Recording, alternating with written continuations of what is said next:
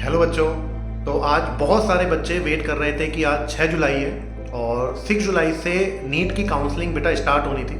तो हम लोग कल नाइट तक भी हम लोग वेट कर रहे थे कि कोई नोटिफिकेशन आ जाए, लेकिन कोई भी नोटिफिकेशन नहीं आया। और आज एक नोटिफिकेशन आया है कि जो आपकी नीट की काउंसलिंग है वो पोस्टपोन्ड हो गई है। किस डेट पर होगी अभी कोई फर्दर डेट यहाँ पर आई नहीं है। सुप्रीम कोर्ट ने तो बोला था कि 6 जुलाई से ही काउंसलिंग होगी, लेकिन अब जो हमारी सेंटर है उन्होंने अभी कोई काउंसलिंग की डेट अब नहीं दी है, और कौन सी होने वाली है वो भी अभी डेट नहीं दी है ना। और 8 जुलाई को अब हमारे सामने फैसला आने वाला है, जो कि आने ही वाली है कि रीनीट होगा या नहीं होगा।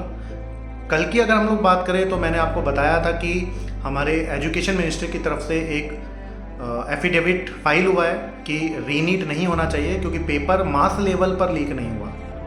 अब पता नहीं ये मास लेवल पर लीक हुआ है कि नहीं हुआ है, हमें नहीं पता है ना। अगर मान लीजिए 24 लाख बच्चे एग्ज़ाम देते हैं और 1000, 2000, 3000 बच्चों के पास भी पेपर आता है, 3000 बच्चों के पास भी पेपर आता है, तो 24 लाख का अगर 3000 का परसेंटेज निकाले तो बहुत ही माइन्यूट सा है। सही बात है, मास लेवल नहीं है, लेकिन 3-4 हज़ार सीट्स चली गई ना बच्चों की। इतनी ही तो सीट होती है, 20-1000 सीट होती हैं, उनमें से भी इतनी सारी सीट अनवर्थी कैंडिडेट ले जाए तो कैसे काम चल सकता है ना। नो डाउट बहुत सारे बच्चों ने बहुत मेहनत से नंबर भी लाए हैं इस साल, तो अगर दोबारा रीनीट होता है तो उन बच्चों के लिए मतलब काफ़ी टेंशन में होंगे कि अब दोबारा वो नंबर आएंगे कि नहीं आएंगे। लेकिन जो बच्चे सच में इस बार डॉक्टर बनने लायक थे वो भी तो रह जाएंगे ना कहीं अगर नहीं होता है तो अब देखते हैं क्या होता है या क्या नहीं होता है। वो 8 जुलाई को आपको पता लगेगा। जैसे ही काउंसलिंग के लिए भी कोई अपडेट आता है तो आप लोगों को जल्द ही बताया जाएगा।